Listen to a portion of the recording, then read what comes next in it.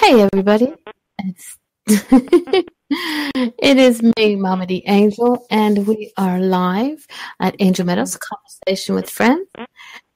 And let me just get everybody to reboot in the chat room so they can hear us.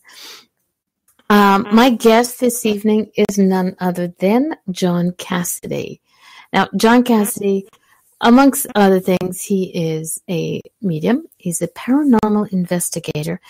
And a really nice guy because he said yes to me. I've been talking to you this all week long because I was like, if I just ask people, they'd be kind of going like, who is this crazy lady? John, you there? I am here. Okay, good. Yay, so people can hear us in the chat room. How is the sound for people in the chat room?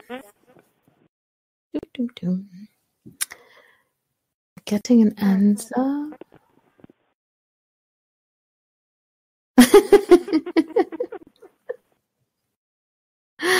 Okay, I have an echo. Oh well, deal with the echo. I'm not sure what it is. I'm not going to fight with it today.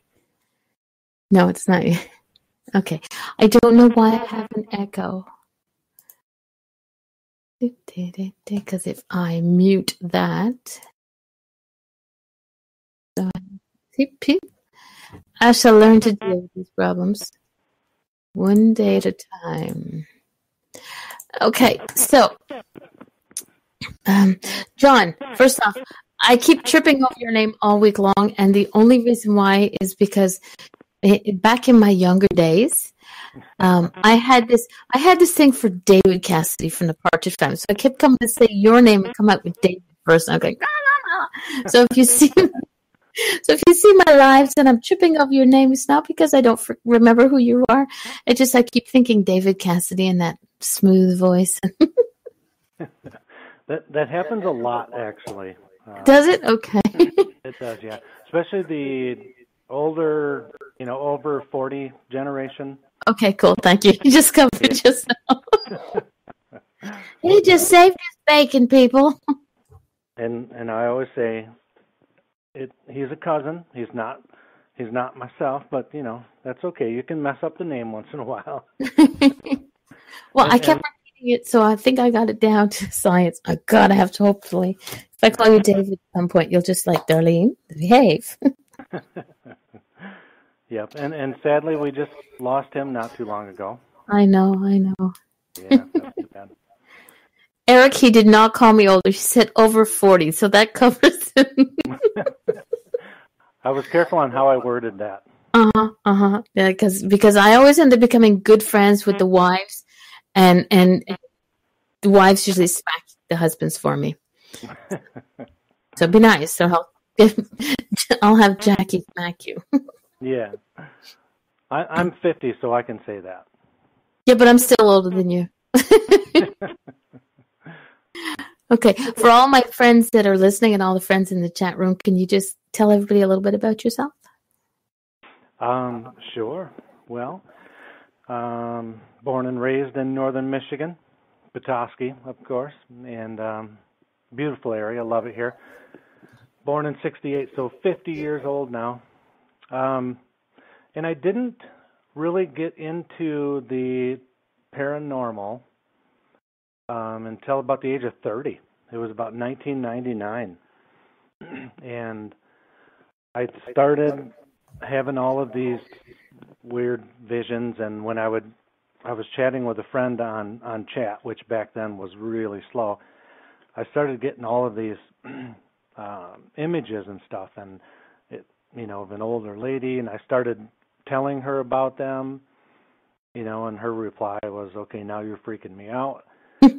And I continued with it, and we conversed back and forth about it, and come to find out it was her grandma. I mean, it was like I was in the room. I could see where her body was laying, what she was wearing, how they found her, and described the house. I described the house when Amy, my friend, was a child, and a little window that she would sit in and watch the rain and stuff like that. And I have the printout still. I mean, it's quite extensive, and it totally freaked me out. I mean, I broke down because of the emotion that I was feeling, and you know how I was seeing this stuff and why, and everything else, and why it actually made sense, and so my wife Jackie and I, we started kind of researching it very slowly because of the internet back then, but over the years we were trying to piece it together, and more things happened, and so we just started investigating. Started out like a lot of people do, with cemeteries, old buildings, things like that. And then we realized, once we started seeing these TV shows come out, on how much we can help people with it. Not just the ability end of it, because back then I really kept it quiet. But the investigating end, and trying to help clients in their homes that are having problems and things like that. So that was pretty much how I got into it. And I really didn't,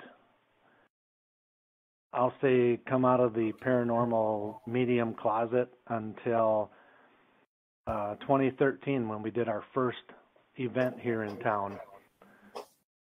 And I did a radio show before that, and I kind of set it on the air, and it was a very large, popular radio show. So, it went all over the country, and and I thought, well, that's out. People are going to think I'm I'm a freak now, and just the opposite. So I was really pleased with that. And then I met Scotty Rorick. I met Cassidy Ray. We had them as a guest at our event. Scotty took me under his wing and became my mentor. Cassidy was like a mentor to me. She was their 14-year-old medium, and she's my mentor. I thought that was pretty cool, actually. And so those two really helped get me out and, be open with it and things like that. So. Now, you said Scotty and Cassidy both helped you out, and Cassidy was a 14-year-old medium? At the time, she was, yeah. 2013. Now she's 18 and in college. But she was a special guest that we had at our show. Mm-hmm. And I think everything happens for a reason. Well, 99% of things happen for a reason. Yeah. And it just so happens that her stepdad at the time was kind of her agent, and said, hey, I think Cassidy Ray would be a great addition to your event. Okay, this is our first time. I don't know who she is, but you sound like she's a pretty impressive medium for her age. So we brought her in, and she really was there for me quite a bit when I needed that little bit of boost, or when we were doing investigations with her at times. When I needed someone to put her hand on my shoulder and pull the energy away from me and say, okay, step back, take a breath.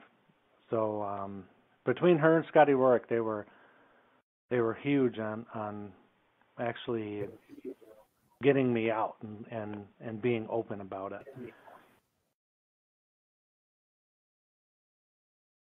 It's funny because every time I hear your name, I also hear Scotty and Cassidy's name. So it's really cool that you speak of them the way everybody else speaks of the three of you together, the three names. Oh yeah, yeah, they were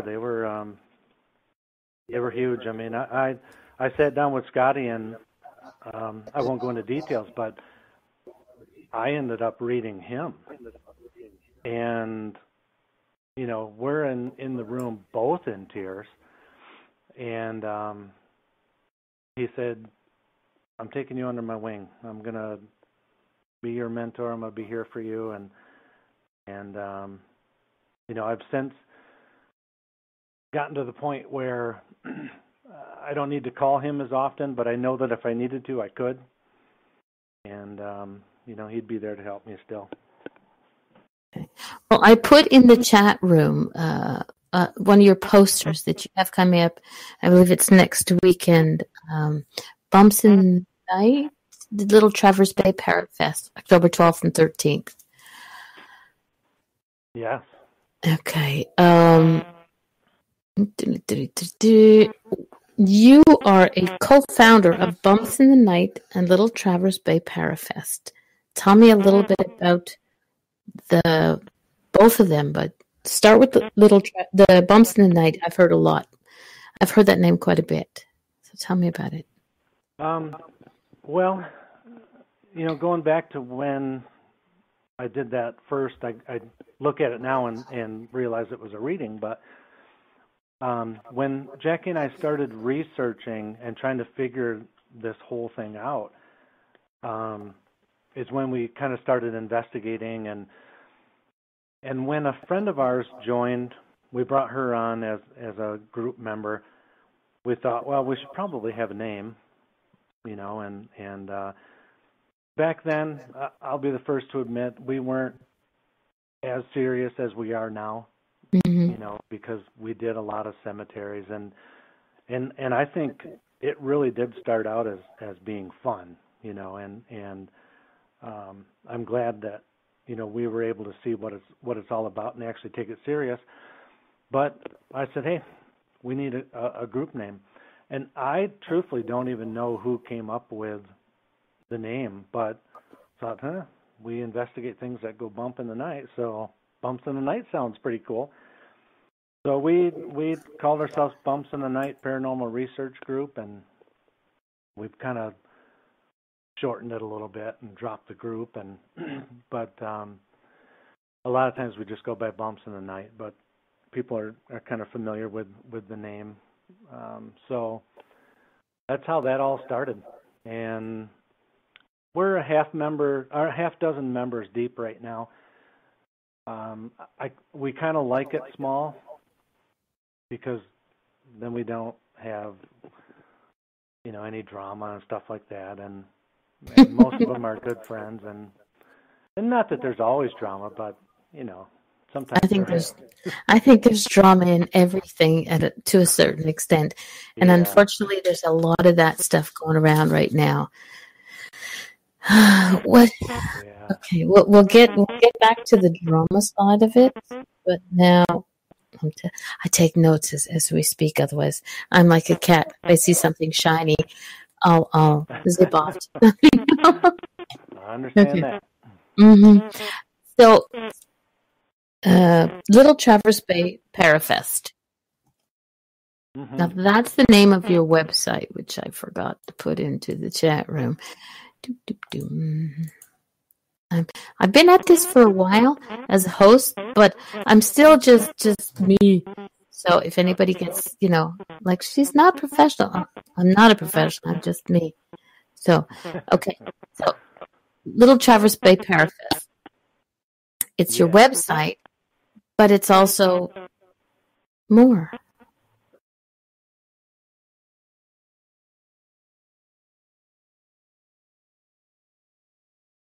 I think I lost you. I'm here still. Okay. It went very quiet. So tell me about. Tell me a little bit about how you came up with the name and the site, Little Traverse Bay. Primarily for Bumps in the Night, we use a Facebook page, Bumps in the Night. But the website itself, Little Traverse Bay Parafest, is the paranormal conference that we do every year. We called it a Parafest instead of a Paracon. To us, it just seemed, it is a conference, but I don't know. Paranormal Festival just sounded more festive, I guess. Okay. And so this will be number 6 next week. And we actually just went into the Terrace Inn here in Petoskey, a well-known haunted inn. and was talking to the owners because I wanted to kind of see if, I could do, a walkthrough or something like that. And we started talking about it, and the one owner, Patty, she said, what would be kind of neat is if we did a paranormal weekend, a haunted weekend, where people could, come in, they pay a little extra, and they go on a little investigation of the building and stuff like that. I said, well, that's kind of hard to do when the building's open for business, but I have a better idea. What if we did like a little mini conference? I know a few people in the field at that time, very few, about a half dozen. And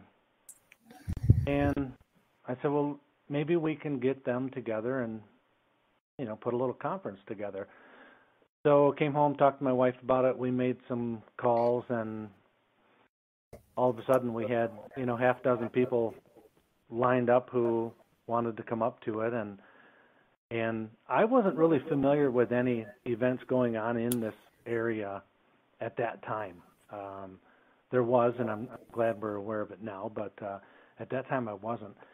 So all of a sudden we have 12 or 13 people that are signed up for this thing. And we did it on a first weekend of October. We called it Little Traverse Bay Parafest because we live on the beautiful Little Traverse Bay of Michigan, Lake Michigan. And I don't know, the name just kind of stuck. We wanted something that would, stick to the community too, so that we, put ourselves out there as where we're located. And when Friday came, the day of the event, mm-hmm. I told my wife, I said, I don't know about you, but I'm not doing this again. It sounds like fun, but it was a lot of work. Mm-hmm. And I said, as fun as it was, I don't want to do this again. And we were so overwhelmed with the attendees that we had, the guests that we brought in, and the way people just loved it, And come Saturday, people are saying, so we're going to do this again next year, and thinking, yeah, actually, we've already started planning it. So by the next day, we're already planning next year's, and it just kind of stuck. I'm glad we did continue with it. We met so many incredible people, and it just opened the doors to bring in, new people, meet new people, and our primary goal is we certainly don't do it for the money because every year we lose money. And if we can change or touch one life over that weekend, then I feel and Jackie feels that we've done what we set out to do. And every year I think it happens. I mean, there seems to be a lot of people that go out of there and will comment about, I'm glad I came. We had people that have come and said, I don't even know why I came. I just saw it, bought a ticket, and bam, here I am. But the minute they leave there, they know why they came. It was life-changing for them. So it is. I like your the decision that you make, that so long as you can help one person. I think a lot of people forget about that, and they sit there and they go, well, like there's only, 50 people came, we wanted 100, a couple of hundred, but what they forget is that whether it's one person or 100 or 1,000, you're still speaking to that one person. Mm-hmm. So you're still gearing everything, the knowledge that you have that you want to share, to one person. Even if you're speaking to a room full, and God forbid I speak to a room full of people, but if you're speaking to a room full of people, you want to just sort of focus that you're helping one person. I look at it that my show helps one person, whether it's the person in the chat room now or whether it's somebody who's listening into it in the archives. I know that there's one person that's that's going to be helped in some way with the shows that I do. So yeah, I think it's interesting. And I love the shows because then I get to meet new people. People who have the last name of Cassidy and not the first name of David. That's right. Okay. Now, many times you have mentioned your wife in our conversation. How did you meet your wife? And did she know, does she have any abilities, gifts? And did she know about you and what you could see do before you got married? No. We met at the local college here, actually, in a class. We had the same class together, and we were both in emergency medicine, and we were taking a specialist course to become emergency medical specialist. And we were both in the same class, and that's kind of actually how we met. And we, kind of got to talking a little bit, and I was kind of directing the transport services division of our ambulance service here. And I said, yeah, you should apply. And she put in for it and got the job and everything. And, people shouldn't date when they're at work, but after her first day there was our first date. So we just kind of, hit it off from there. And even though I was her boss, we were able to work well together. And it just took off from there. I mean, we fell madly in love. So a year later, 1998, August 98, we got married. We just celebrated 20 years last August. So, yeah, she's still in EMS. She currently runs one of the big box pet supply stores, but she still holds her EMS license. I'm still in EMS as a profession. But now, EMS is emergency medical services, right? Yes, yep. Okay, so you're like a paramedic? Emergency medical technician, which is just a little bit lower than a medic. Paramedics in Michigan can, administer drugs and stuff like that. But so yeah, that was my career for 22 years. I was in administration for quite a while. Then in 2007, I got smart, got out of administration, went back on the road. It's a very smart thing to do. It's not an easy job. I have another friend who's a first responder over in the UK, and I know that he's affected greatly by some of the people that he has to not treat, but to deal with. Treat, I guess, is the word as well. And so sometimes it's a thankless job. So but I also know that sometimes people are extremely happy to have you around. So I'm sure you've had that where people are like, not too sure as to how to deal with you, but I'm gonna thank you for them. So thank you. Well, thank you. It is, yeah. It can be, quite a thankless job, but we look at it too of when these families are in stress, their loved ones hurt or their loved ones died. We know where their head is, so we don't expect a thank you. Sometimes it's just the look that they give us, or sometimes, they'll just give us a hug or something, and they don't even know what to say. But, yeah, there's a lot of times where you just feel like it's thankless just because you want to save everybody. Mm-hmm. You know that God has a plan and it's in His will, but, when you lose somebody, you still go through everything in your head of thinking, what could we have done different, if anything? Yeah, I'm pretty sure. Yeah. Now, does your Now, I've known quite a few people over my time that say, "Oh, I'm always on," or those people who, like I'm always open to spirit. Now, and I know that I also have a good friend in the chat room, Eric Glenn, who says if you're open to spirit 24/7, you go loopier than loopy, and Eric's halfway there. But when you're working at what we call your day job with the EMS, does spirit ever get involved, or are you able to keep that completely separate-ish?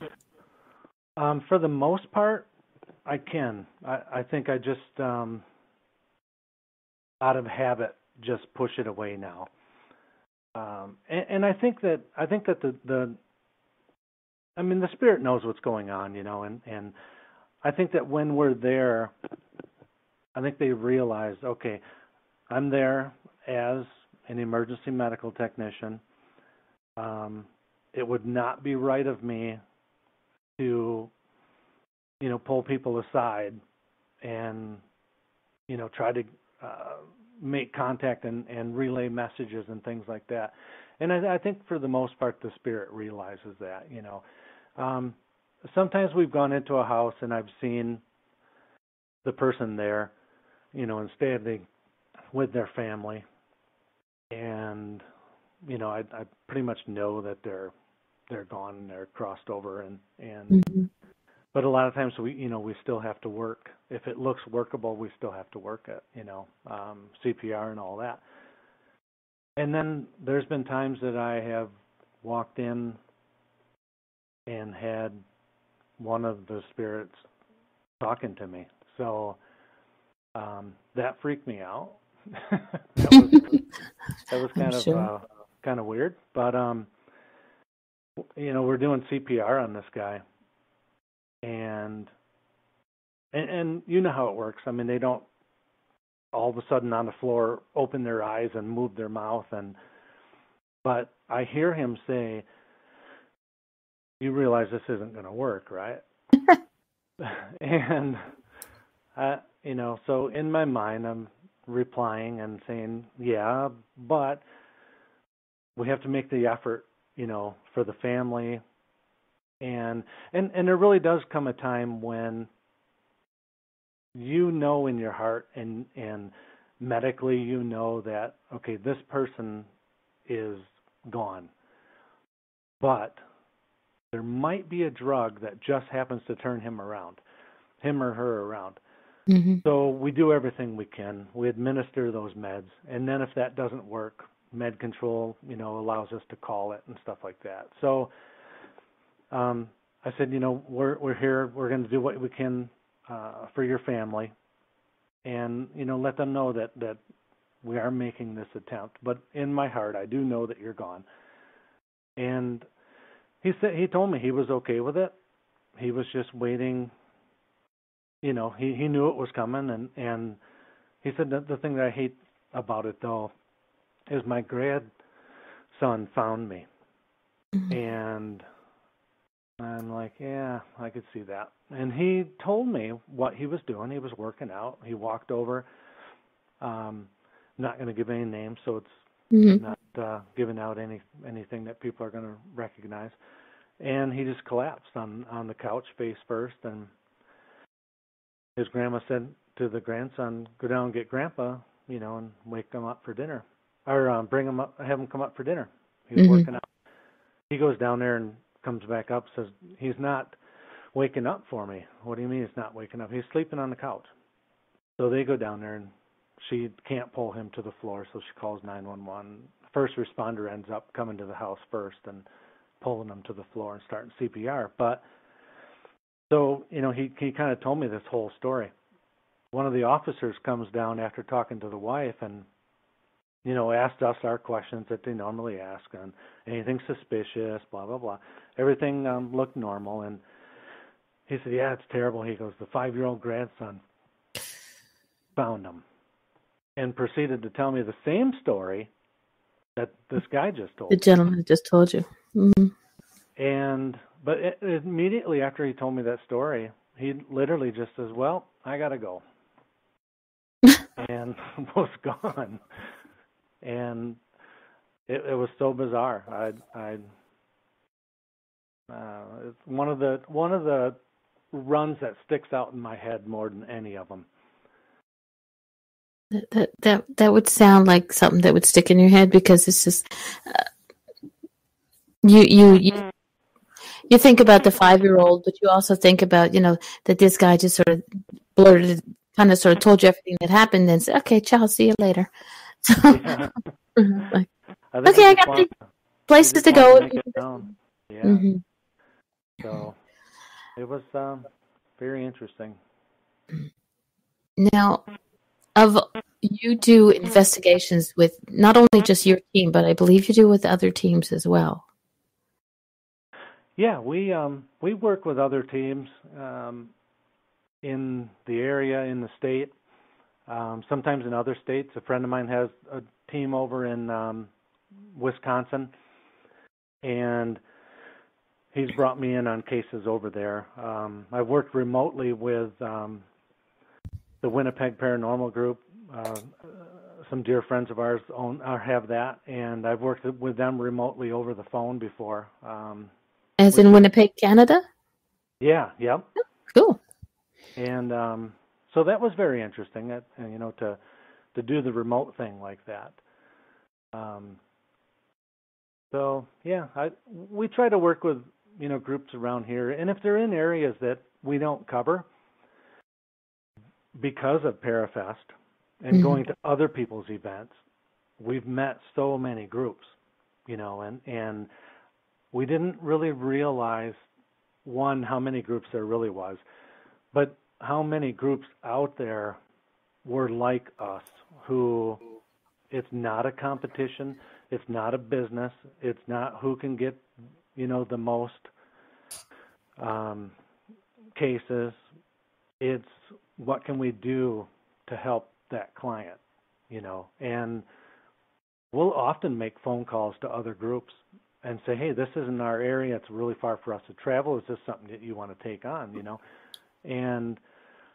but we found when these other groups, I couldn't even start to name all of them, but many of them in Michigan, when they come to our event, it's just one big happy family, and I don't know what it is about Michigan, because I've heard other people talk about groups in other states that don't do that, or other events that don't do that. I mean, we have half dozen or better events in the state here, and we try to promote them all, and they promote us, and it's not about who can sell the most tickets. Is okay, you can't make it here, but you can make it to Old Mill Parafest in Dundee in November. That was a plug, in case Tim's listening. That was a total plug.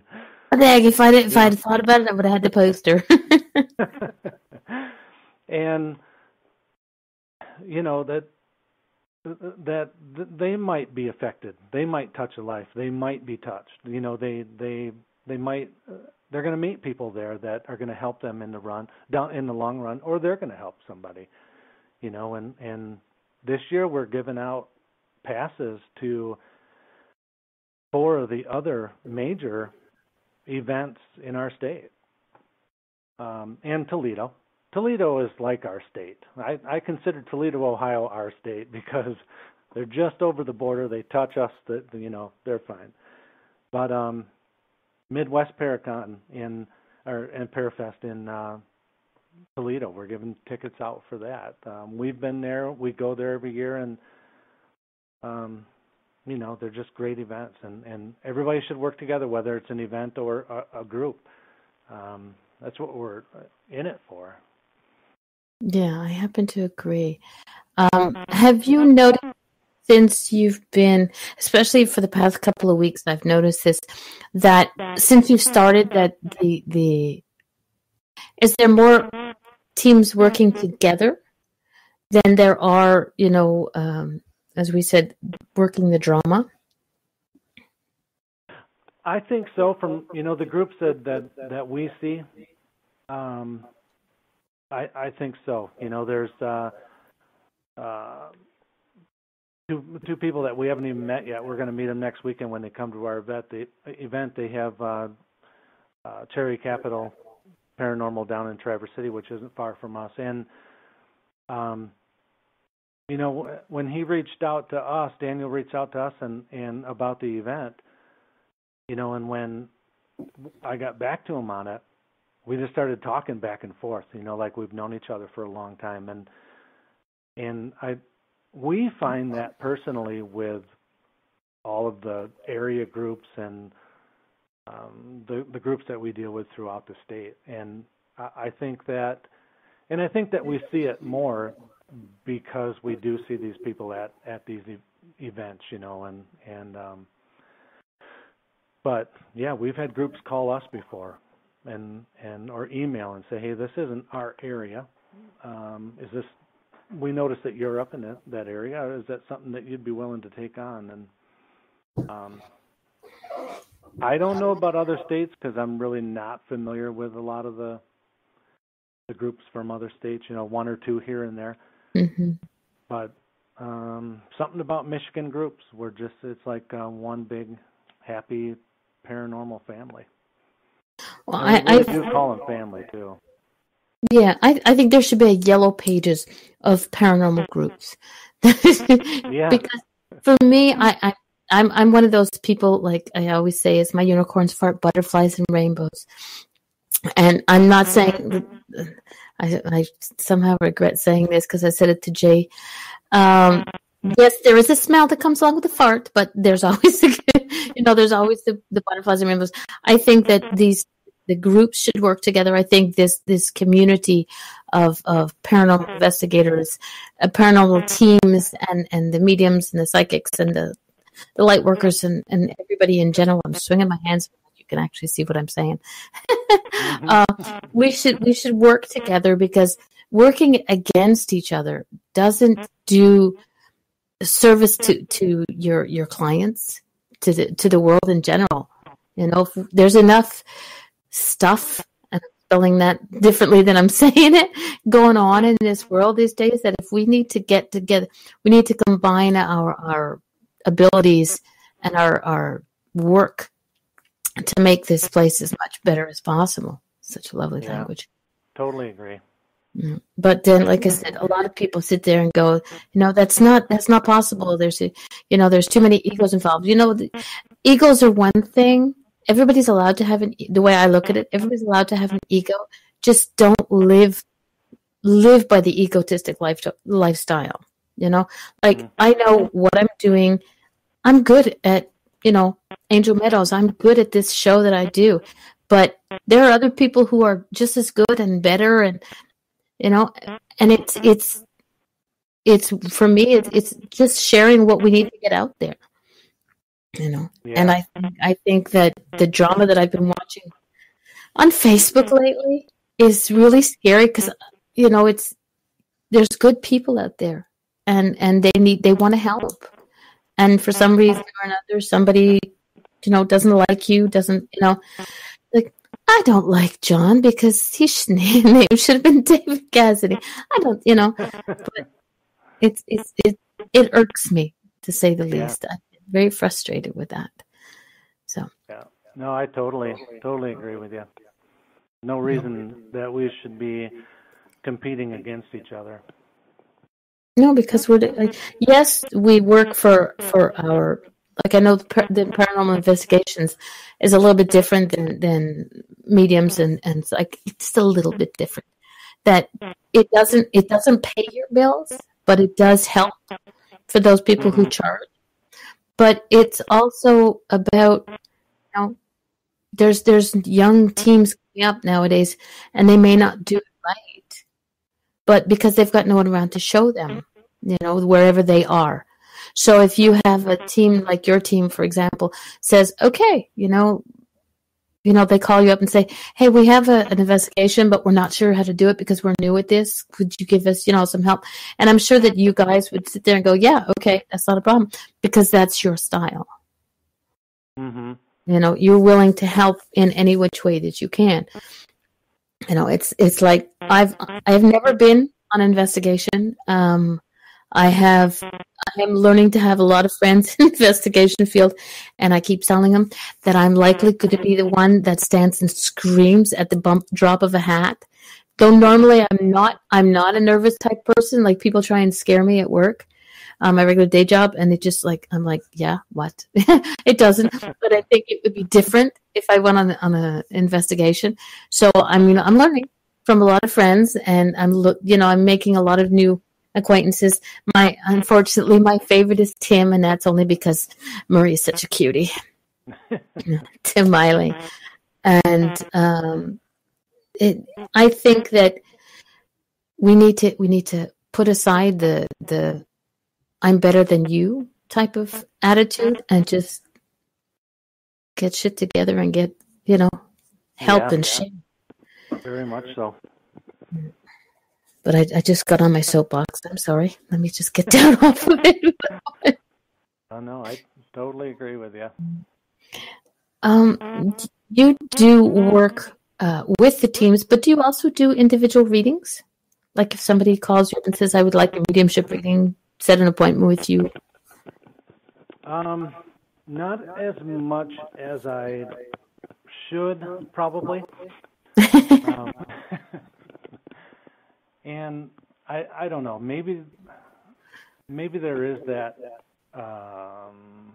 denial still there, even after years, that part of me that says, this really can't be true, Mm-hmm. And so I'll have some doubts, and I try not to, but I do.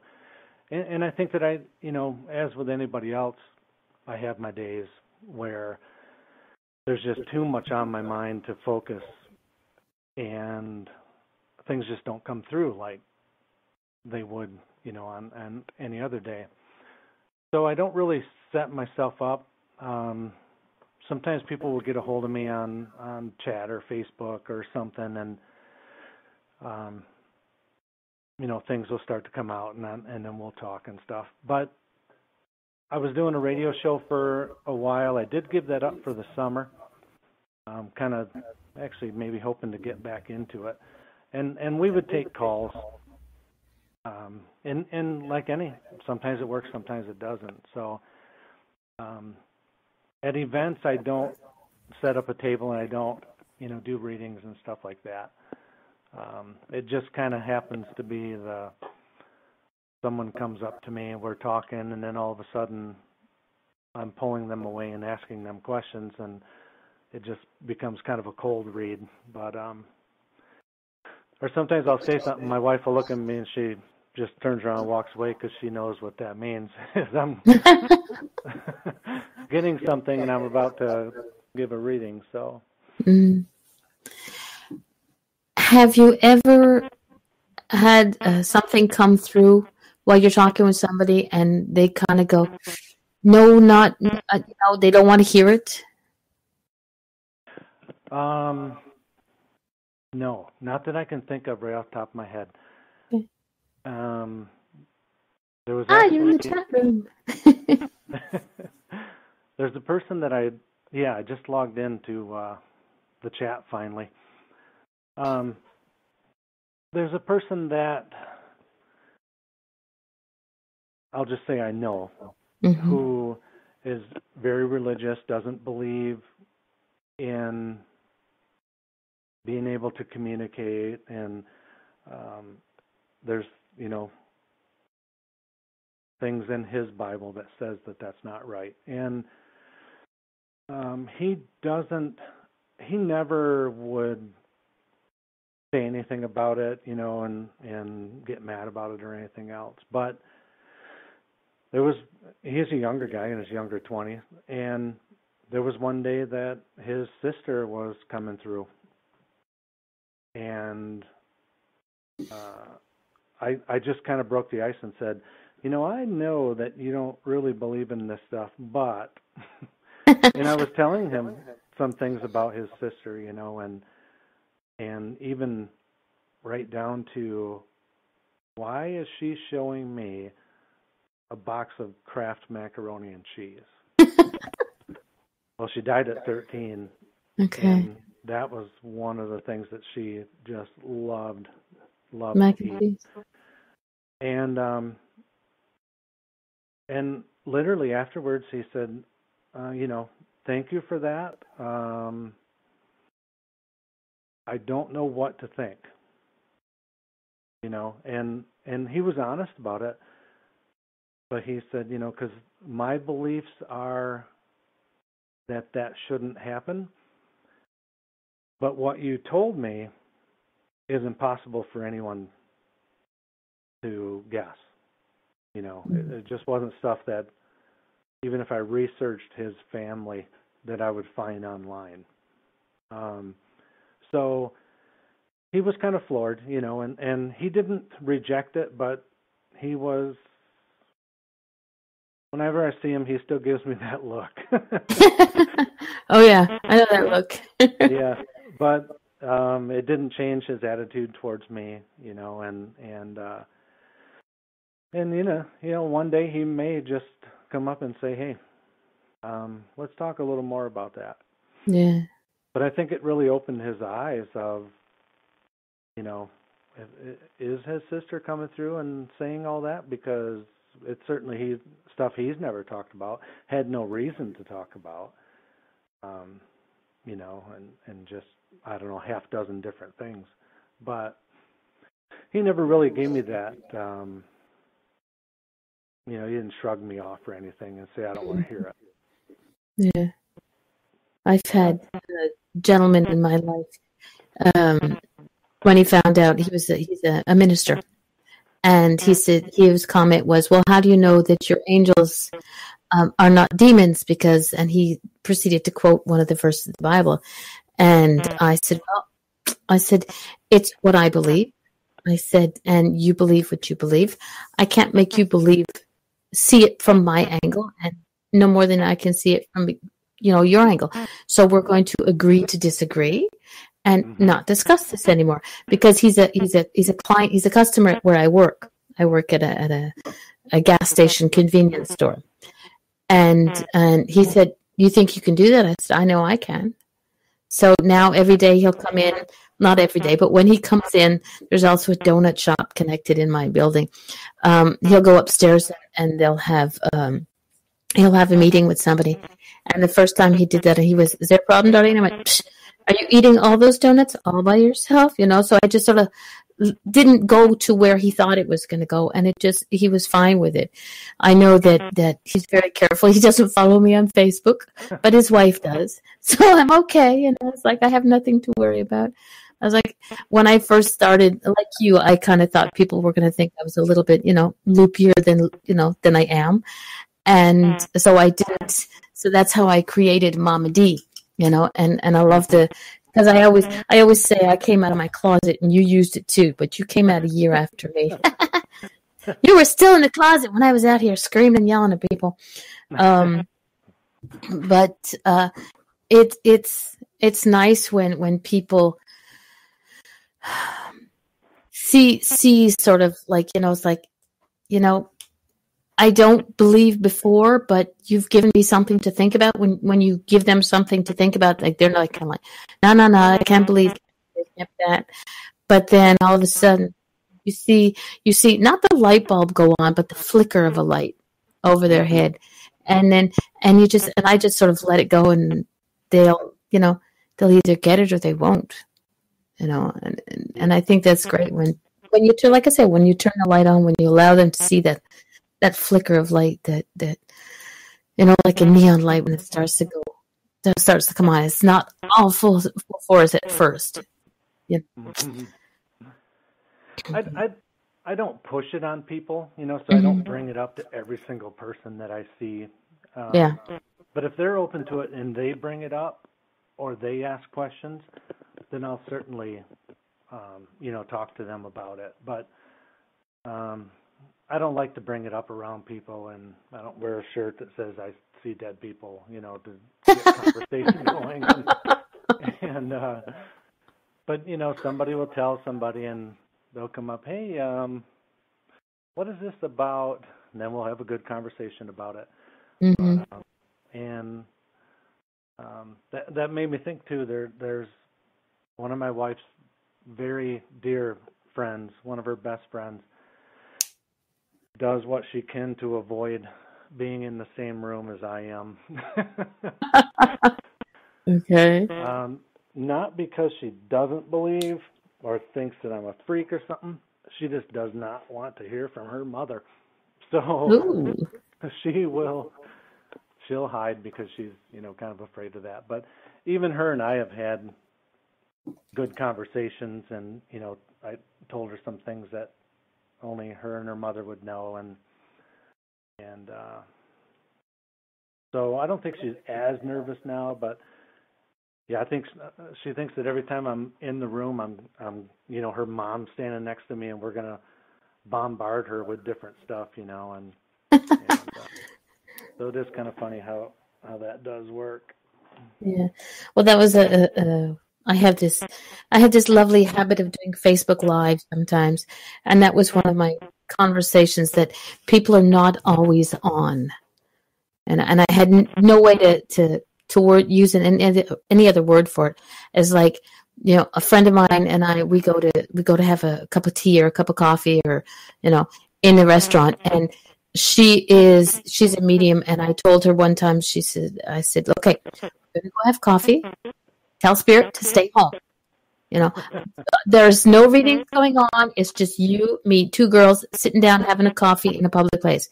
And if Spirit comes over, I'm gonna shoot. He better be paying a bar bill.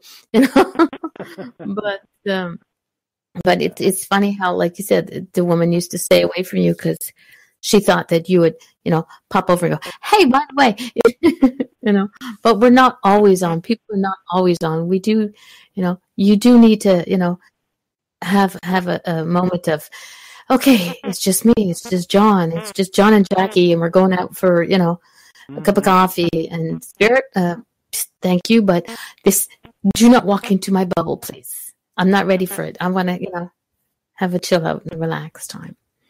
Yeah. I try to do that, and most of the time it works, but you know how it is where you'll see the little old man sitting at the table, and you see his spirit of his wife sitting across from him, and then I'll start to feel bad about it, and I feel like I should go over there, but I just can't walk up to somebody. Halfway social anxiety disorder, and I get nervous around people in general, so it wouldn't be easy to do that. Although there's times that I wish I could have, because I think that's probably what that person needed. But it's just not in me to do that. You're not as I call it, a TV medium. Not that there's anything wrong with the TV medium, because they're great people, but the what the producers and the editors do to cut and paste, that's what makes them look like, they're always on. Mm-hmm. So, but Jenny in the chat room says so many mediums have some form of anxiety. She thinks it's the energies, the different energies. And just for the FYI, I don't see like the elderly gentleman and his wife Spirit sitting next to them. I don't have that gift or ability. I just get shivers, and I do what I do my thing. But I know what you mean, because it's funny how when you go places and you just kind of sort of, for me, I'll see somebody and something will just sort of, I call it a smack upside the back of the head. And I was like, okay. The first time that happened to me at work, like I said, I work at a very busy place, and this woman kept coming in, and I would get these very intense shivers. And one time I just said, okay, if you want me to talk to her, I have to have nobody in my store. Nobody, which is a near impossibility because I'm a gas station, Yeah. And at the time we were like one of two, And one day I saw her pull up, and I kind of went, okay. And I looked around, and there was a single person in the store. There wasn't a single person at the Gap pumps. And I went, okay, don't be such a smart, So I had a little conversation with her. People know a little bit about me. And I said, I'm not, I don't know why this is, but I have to give you a hug. And she says, yes, she accepted the hug, and she started to cry. And I said, I'm sorry. I said, did I do something wrong? She goes, no. She says, the way you did it and the feeling that I got, it wasn't you hugging me. It was my daughter. And I said, well, I hope that helps. Because, I didn't do anything different the way than I normally do, like to hug my children, hug my husband. Mm-hmm. And she was like, so, but I never saw her after that. But I know that somebody said she was doing a whole lot better because unfortunately her daughter had died in very weird circumstances, to say the least. So, and so it was like, and that was my first like, holy gee moment. Mm-hmm. But, so yeah. Yeah. But yeah, I think it's difficult for like I said, for you see them. Eric, who's no longer in the chat room, because he went to bed because he's over in the UK. He sees his spirit guide, his guide. He's always with him, and he's a bit of a handful. Do you work with guides, or you just work with spirit in general? It's funny, actually. Lately, I have been, and I didn't realize it. It's been a couple of years now, actually. I shouldn't say lately, but I was feeling like I was striking out. And usually I'll see spirit, hear spirit, feel spirit, and I'll also, the empath, I feel other people's emotions. So not only am I feeling their emotion, but the spirit's emotion as well. So it can be very emotional for me. But I felt like I was striking out. I did a couple of radio shows, and they just went okay, but maybe it wasn't one of those nights. But sometimes the people wouldn't connect to the person that I was seeing. Yeah. And I was with Scotty Rorick down in Posttown in Middletown, Ohio, Posttown Elementary School. We were doing an event down there. And I talked to him and I said, Scotty, I feel like I'm striking out, and I'm seeing these spirits, but they're not making sense to these people. And he knew exactly what I was talking about. And he goes, you know who they are, don't you? And I said, no, that's why we're talking, because I don't. I feel like I need to step away from it, and maybe it was just a phase. Maybe it never really happened. Maybe I'm crazy or something. And he said, you know what they are. And I said, no. And he looked at me and he said, what are they? And instantly I just said, spirit guides. And he said, yeah. Mm-hmm. He goes, that's why they don't connect, because it's not a loved one. So after that, if it wouldn't connect as a loved one, I would then try to associate it as a spirit guide, and then they'd give me more information, and we could work off of that. Mm-hmm. So I see a lot of times I'll see people's spirit guides. I personally think that people have multiples, 4 or 5, maybe sometimes more, maybe sometimes less. I'll often see 1 or 2, sometimes 3, depending, and a lot of times it's their dominant spirit guide that I'll see. Sometimes it's just one of the, one person I was talking to, it was like the creative side. It was like their creative guide that guides that aspect of their life. And so that's helped, because then I can just instantly pick up on that. And a lot of times now I'll feel that, okay, this person isn't a loved one, it's a spirit guide. But there's occasionally times that I have to still ask,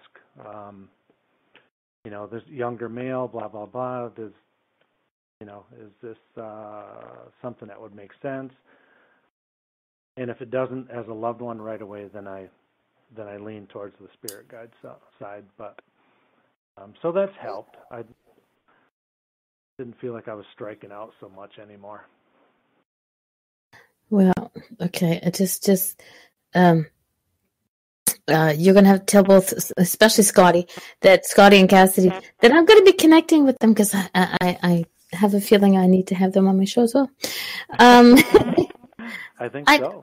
Yeah, I like I said, I listened to you with Tim Miley and a couple of other people, and I had this thing where I see somebody comes into my circle 3 times for an unknown reason, then there's the reason that's when I need to reach out and say, hey, I'm the crazy woman from Canada who has a show. You want to be on it?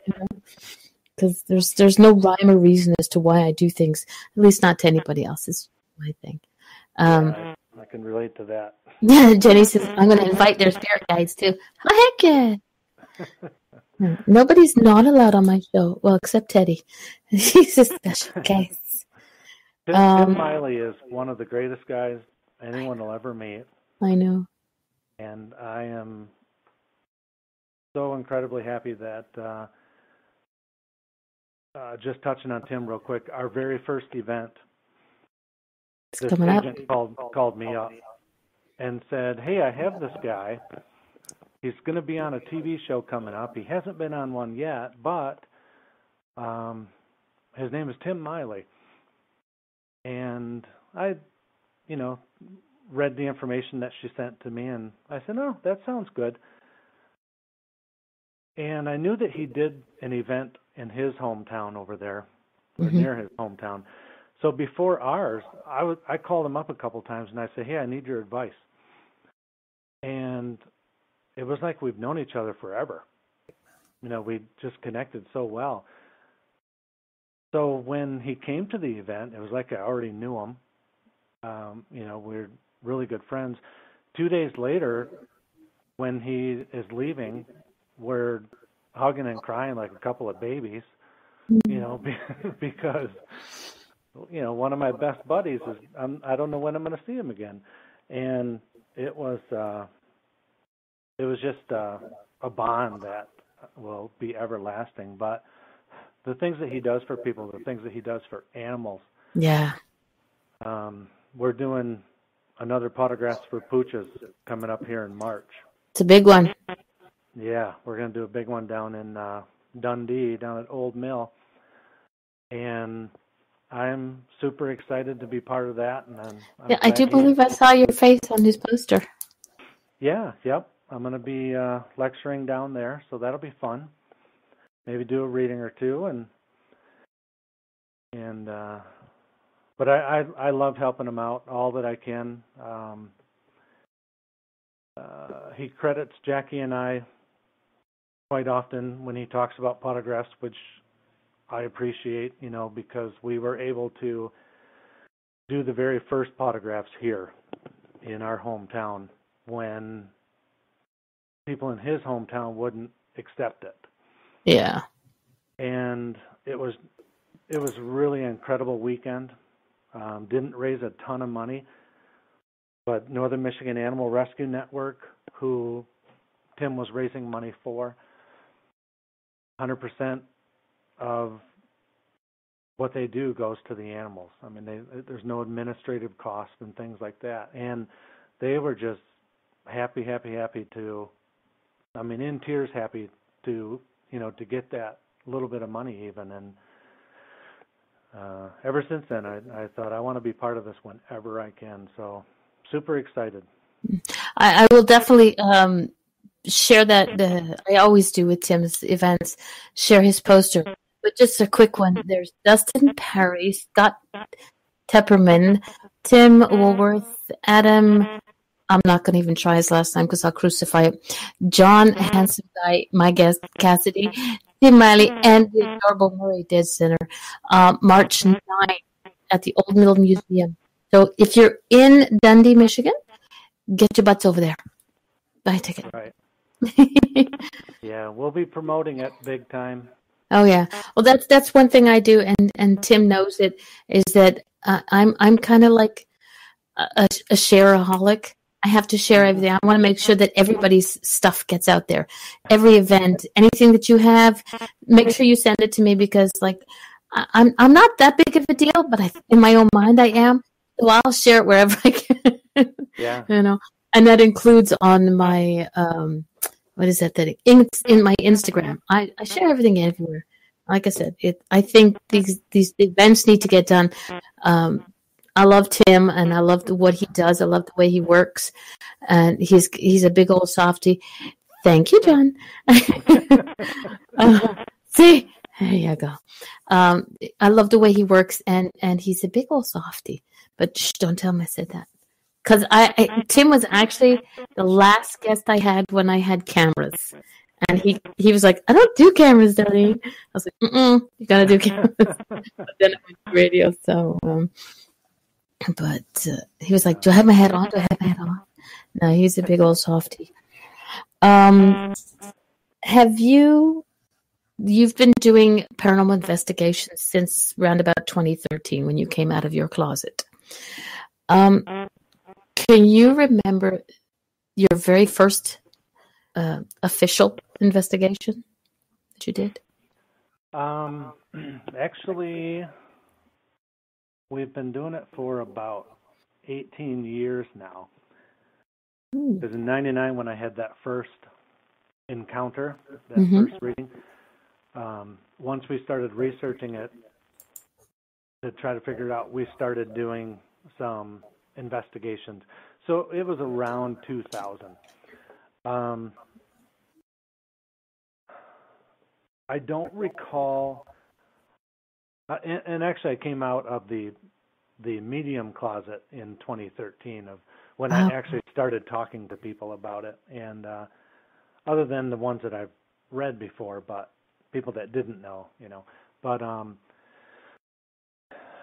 I don't remember the first investigation really, and there's just been so many that have stuck out, in my head, but what's that one that sticks out in your head right now? Well, we had a very interesting case here in town where there was a gentleman who felt that he had, and I can only say so much, of course, but he felt that he had a spirit that was following him from his old house in a different city to here, and it got really bad.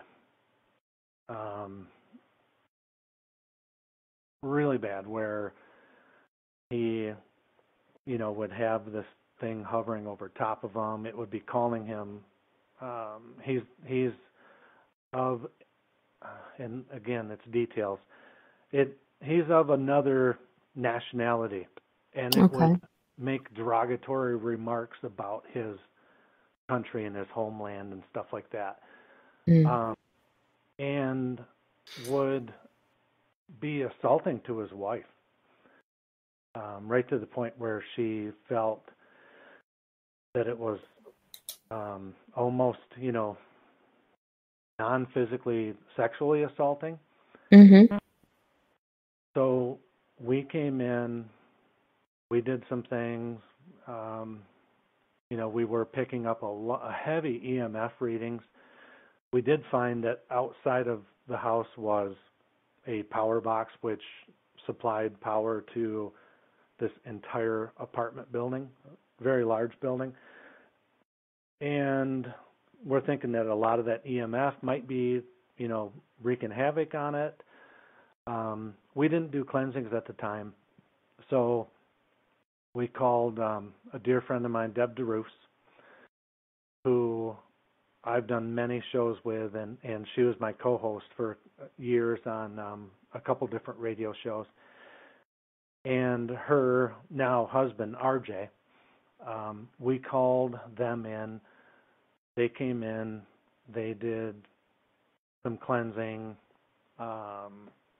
It required 2 trips even, and I see him a lot now. One of the places that I shop, and my wife will see him, and we'll touch base with him just to make sure that everything's okay. And he said he still sees it, but it's not a problem anymore. It's kind of just there. Okay. And he's okay with that part of it. The one thing we did find out too is that he had actually told the spirit that it was okay that he's there, but he just can't mess with anybody, with his family. So we advised, and Deb advised, and RJ advised against letting the spirit know that it's okay to be there. That's the point. We're getting this thing out of here. We want this thing gone. Mm-hmm. But it was a very interesting case. We haven't gotten a lot of really bad energies, where that one seemed to be not demonic, but very dark. Yeah. We never really did figure out who it was and why they were there, but it seems to have mellowed out. But that was quite a case. I mean, we had to bring some people in to help us, and again, that's why people should work together. Yeah. So that one kind of really stands out, and there was a very interesting one, and I won't go too long on it, but Tim Miley called me in one day for an investigation in Wisconsin. And he said, "Hey, I have a case I need help on a medium side. Scotty Rorick's not available." He uses Scotty Rorick a lot. Scotty lives an hour down the road from Tim. Okay. He's not available. Can you be here this weekend? Yeah, it's only 6.5 hours. Sure. So I tell my wife, this is the deal. This is what's going on. We make it happen. I drive over there 6.5 hours to find that it's another 1.5 hours south. So we make the journey south. We're right on the Wisconsin-Illinois border now. And we go into the house, we set up, we talk to the client.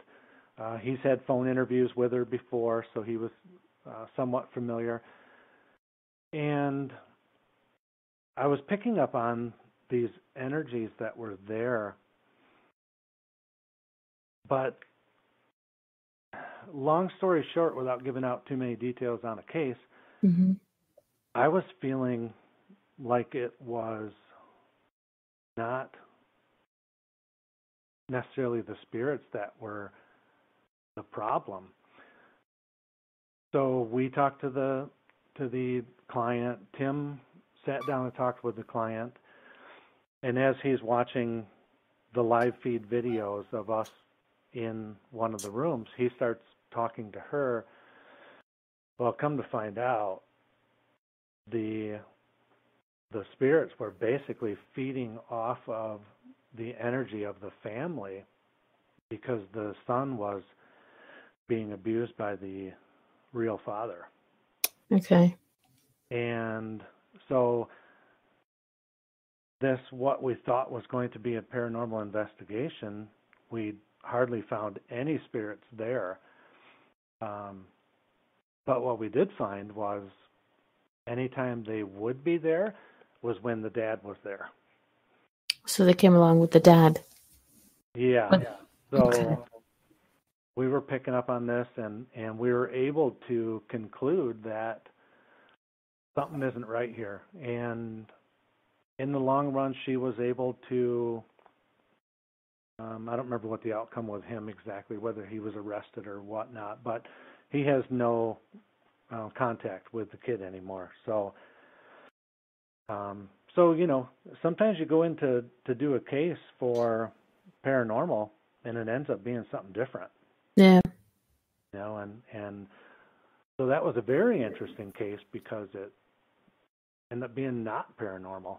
you know. And the only spirit that I saw there that was actually attached to the house was a little kid, and Cool. he wasn't doing any harm. So yeah, that was interesting. Yeah. Jenny in the chat room said she just did a show on something similar to that, thought forms and manifestation. So yeah. It's amazing what, you know, a lot of people go, oh, you know, it's just a bunch of hooey, you know, imagine it and it's you know, just thinking about it's going to make it happen. It's not going to make it happen, but it does. We just, you know, sometimes you don't realize it until it, you know, pops you in the head. Yeah. So yeah. Okay. Now, can you remember, we're going to call this your funniest investigation? Something that just had you, well, for me, it would be giggle fits.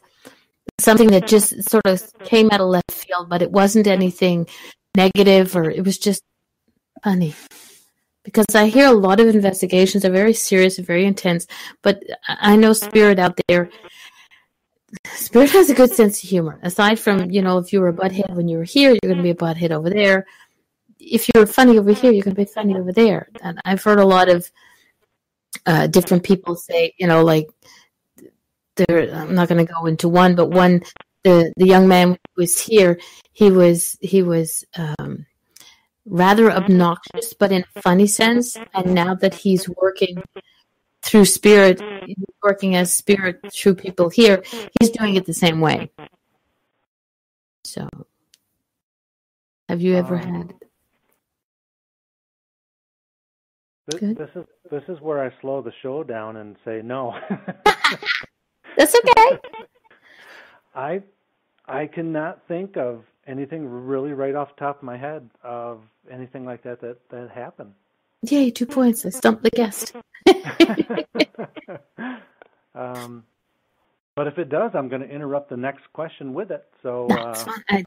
Considering one thing you're going to learn about me is I never have a list of questions. I just kind of, you know, go with the flow, and sometimes I'll make more notes. You should see the paperwork that I have in this house. It needs to be cleaned up.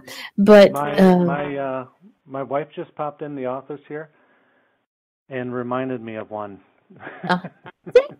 Boss lady. Hi, Jackie. It's not a very long one, but she was listening in the other room, and she comes in and whispers to me. Yeah, we're at the Terrace Inn here in town, and funny enough, this involves Tim Miley.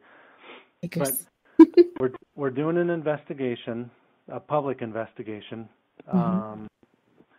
Tim Woolworth was there. I'm trying to think of who else, but it was for the event. We had 2 investigations going, and this was one of them. But we were upstairs in this room of a 100-and-some-year-old 3-story hotel that apparently was built as a Hilton at one time, or when it was built. And we're in this room, and Tim's asking some questions, and you're hearing this knocking on this dresser right next to me. Mm-hmm. And so I take the flashlight and I shine, and I'm like, I'm not tapping this. You can look at where my hands and my legs and feet are. I'm not tapping this, you know, in response. And then Tim kind of says he could feel a hand in his pocket. And then he said, something's touching my junk. And of course, you know Tim. So he said, I'm dead serious. Something is touching me there. So this went on for a little bit, and it was funny to all of us. A little while later, we're on the 2nd floor. This was up on the 3rd. We're on the 2nd floor. Tim Woolworth, who's an ITC specialist, just incredible, has these incredible devices. And we're doing a session and I don't recall the name of the person, but this woman comes through and says, so-and-so is the groper. I mean, clear as bell, blames this other female entity for being the groper. And we all knew what that meant. Well, at least it was a female. That's true. At least he feels a little better about it. But yeah, that was quite the funny experience. Oh gosh, I think I remember Tim talking about that at some point, but I think it was on his show. But yeah. that would be interesting to say the least. Yeah, it was that was quite funny, and of course, wouldn't have been as funny if Tim wasn't involved. Yeah, because Tim's got a good sense of humor. Whether it comes to human or spirit, I think that just proves it. I think the groper knew exactly who to grope. Oh yeah, it said Vicky's the groper. Okay. Vicky knew exactly who to grope. That's funny. Thank you, Jackie. Okay. Now, one of the things that you said, you did a remote in Winnipeg. Was that the only remote that you've ever done?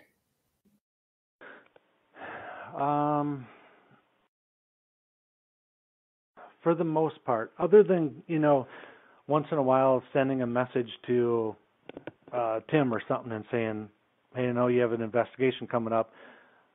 For some reason, I'm feeling this or seeing this. But as far as real-time working with a group remotely, Mm-hmm. I worked on 2 or 3 of their cases with them. One of them, I think, was, a public investigation, but one of them was a case that they had. And I don't remember all the details. I have a tendency to, one, because I'm 50, not remember all of the details of readings and stuff. I like people to remind me later of what happened.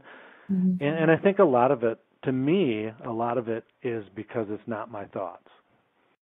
Yeah. It's them coming through, and I'm relaying it, so I'm not taking it in memory. But I do recall it, being interesting, because not only was I picking stuff up about the case, but I was picking stuff up about some of her team members and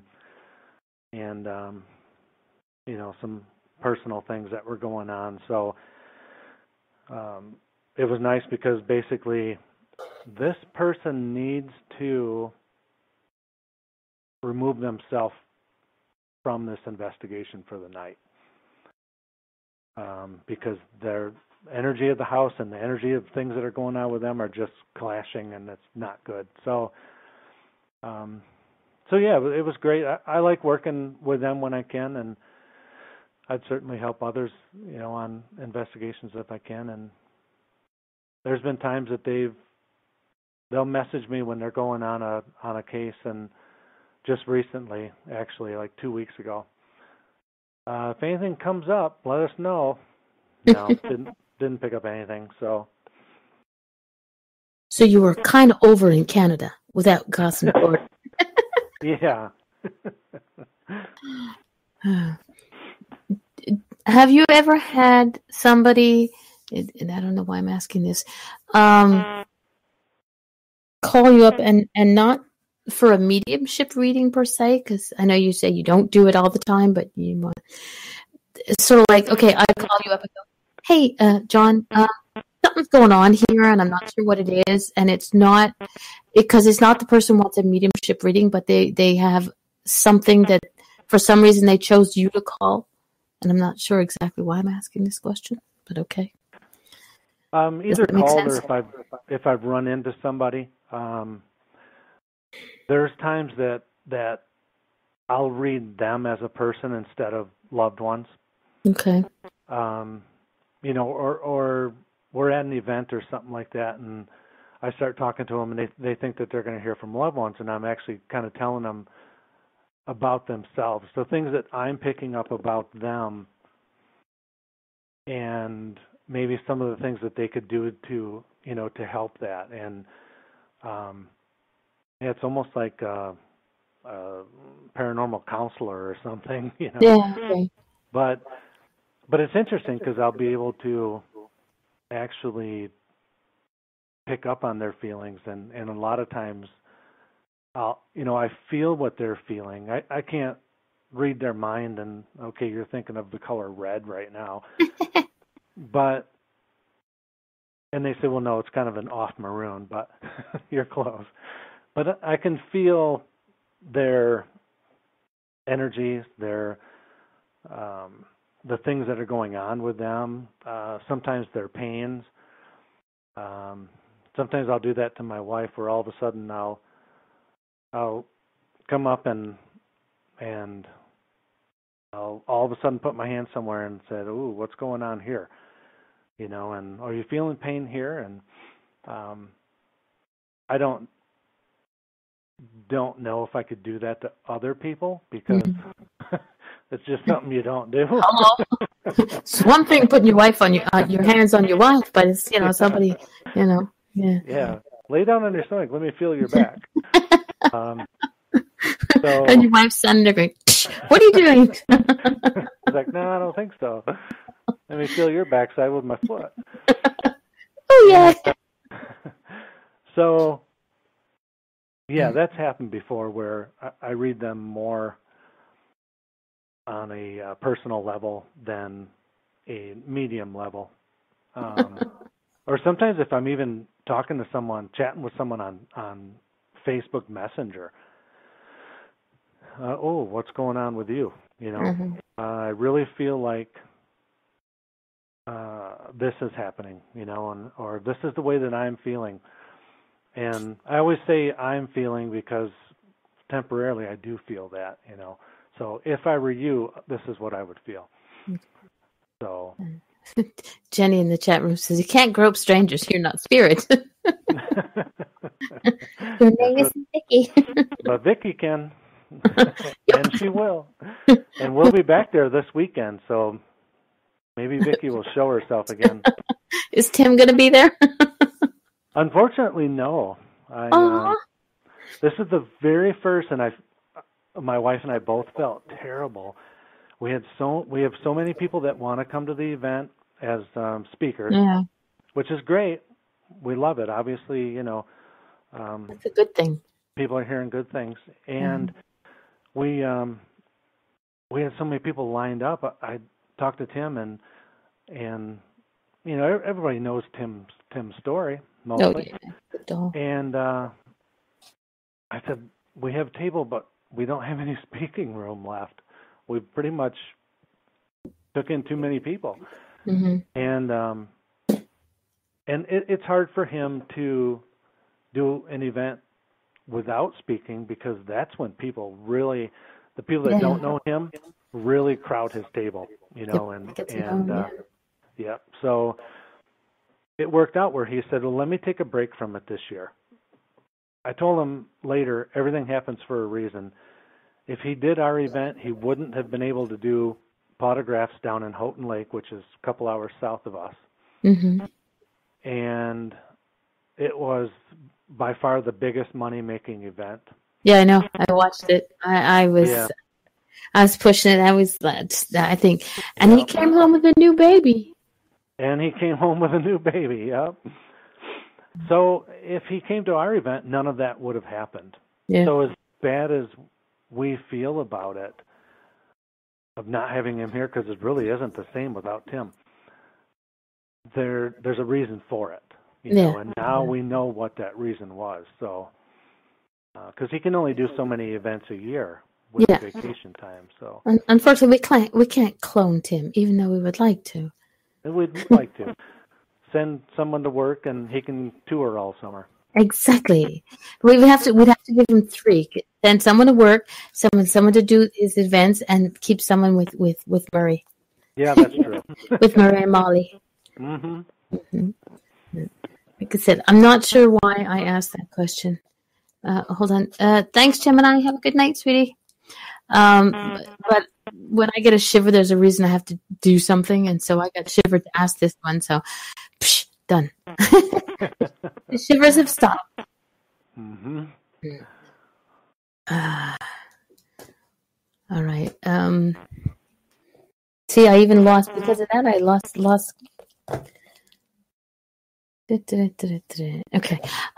What of all the things that you do and have done, is there anything that's on your bucket list?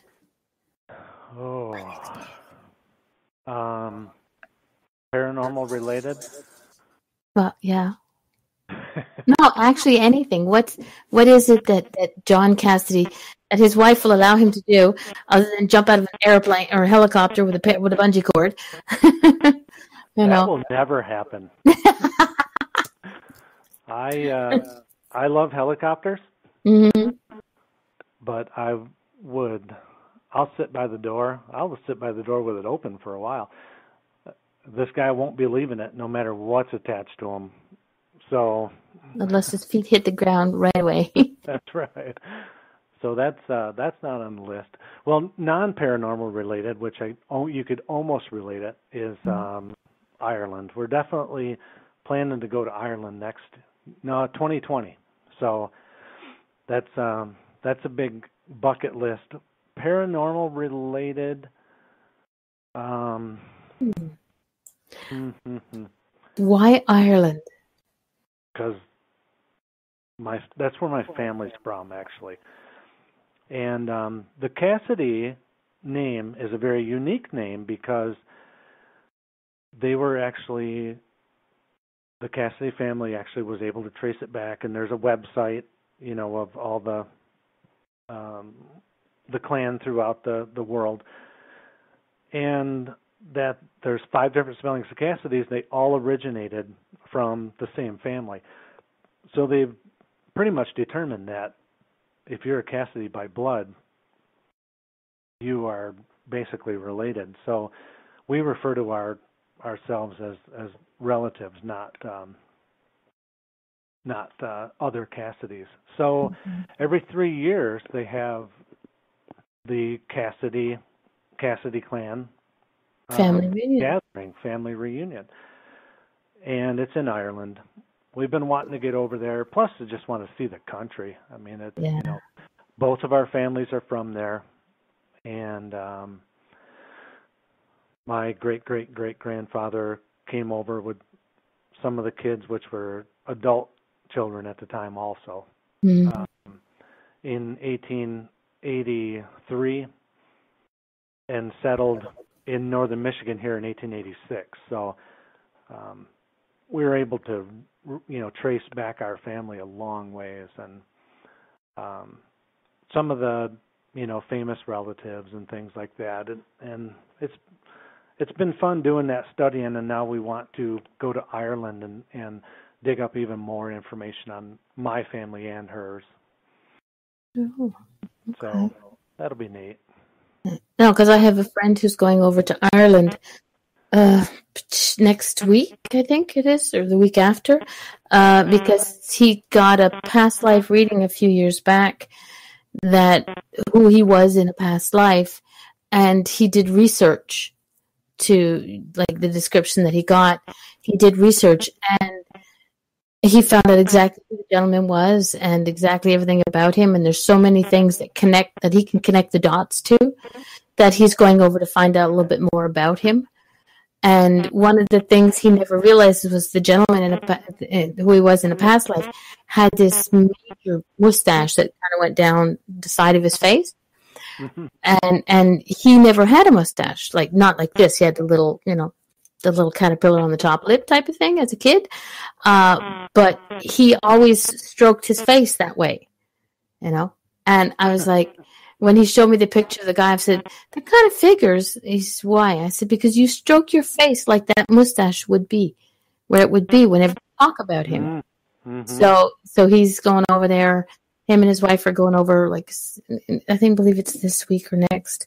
They're spending 10 days there, and they're going to meet family that's over there and just investigate who it is. So, yeah. Wow, that would be neat. Yeah. Would be. Ireland has a lot of interesting places. A friend of mine here, she went over. She's always wanted to go to Ireland, and she went over a couple of years ago. And as a joke, I said to her, do not bring me back any leprechauns. And didn't she go over and fall in love over in Ireland? And he came over this summer, and they got married. So that was, I said, that's the only reason I'm allowing you to bring this leprechaun over is because I know he makes you smile. This was the only person in a long time that made her smile without having a question mark over her head. So, but Ireland's a good place. Yeah. Scotland, on the other hand, has got a little man with kilts. But, we'll stay away from there. Aw, I'm gonna send Jackie the yoga, the kilt yoga. There we go. You might be going to Ireland to Scotland. Maybe I'll bring a kilt home with me. Oh yeah, find the Cassidy kilt. The Cassidy tartan would be interesting to see, and the coat of arms. Okay, so your bucket list for your paranormal.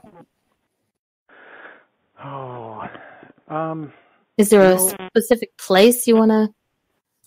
I think, like anybody, we love residentials, but we obviously love the haunted locations to have fun in too. I think one of them that really kind of sticks out in my head that I would really love to visit is, and I haven't yet, Trans-Allegheny. Okay. All the stories that I've heard, it's just one of the places that I've always wanted to go. So that's definitely on the list. And is there? Jenny wants to know if you've ever been to the Stanley Hotel yet. No, but that would be on the list. Maybe a little farther down from Trans-Allegheny. But yeah, that would be on the list as well. Other than New Mexico, Albuquerque, I haven't investigated anywhere that I can think of over the west side of the Mississippi. So anything on the west side of the Mississippi that would be really cool would be on my list, and the Stanley would definitely be one of them. Okay.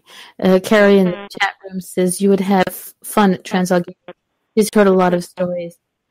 USS Liner?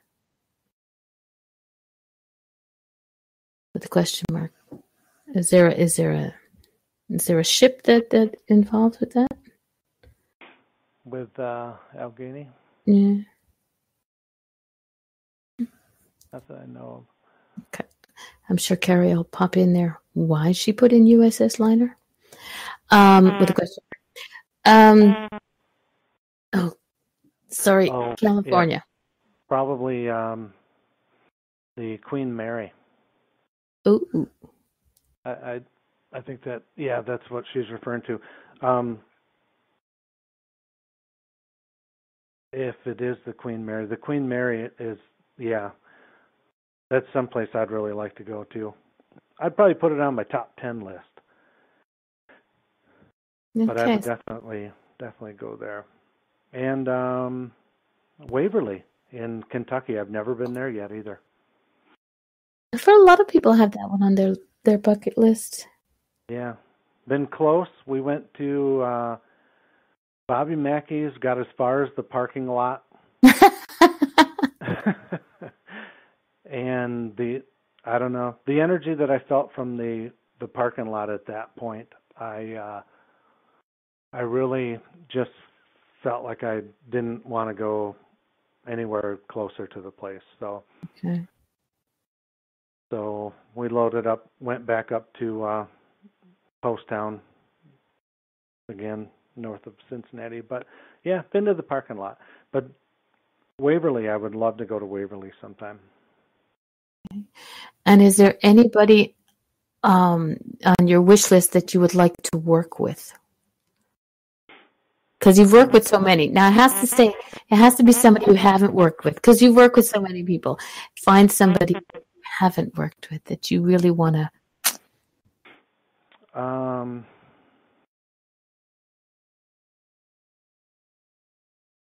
No, I stopped my guest again. Does Jackie go on investigations with you? Oh, yeah. Yep. Yeah, very much so. I don't know. I think I would like to work an actual investigation with Nick Groff. I've met him numerous times. You know, we've had conversations, but never investigated with him. I think he would be interesting to investigate with.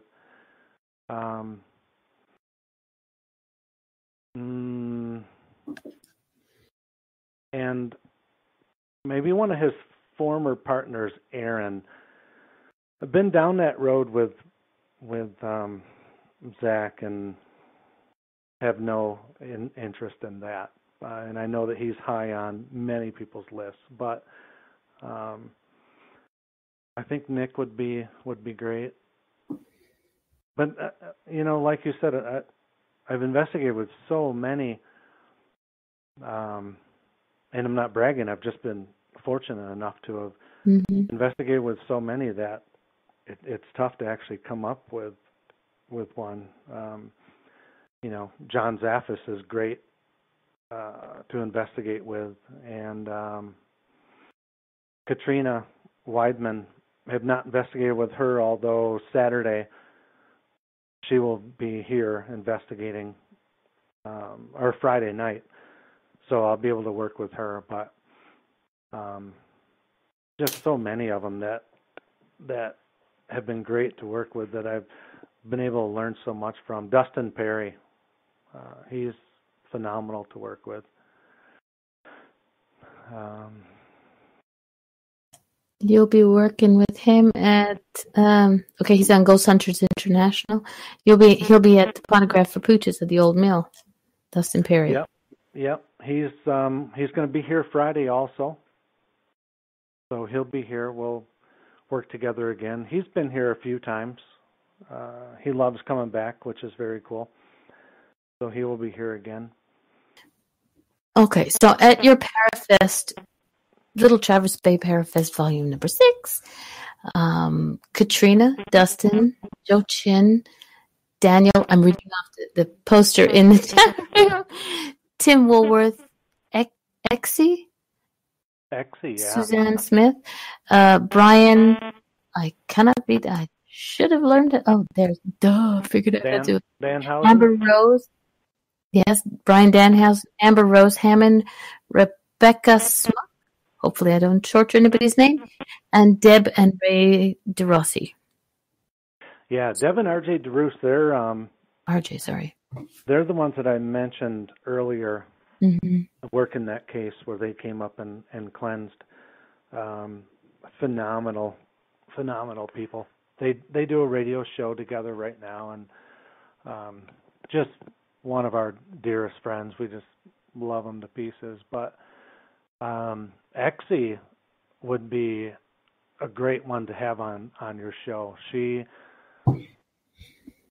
really kind of opened up when she came up to one of our events, and now she's just incredible. I mean, she has opened herself up, and she's, you know, worked with many different people and been able to really connect to spirit. And she does group readings. She's doing one next Sunday here.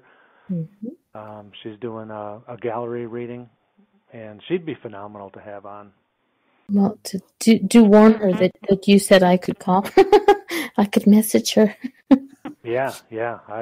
I'll put you in contact with her, because she's she's just a delight all the way around. Great person.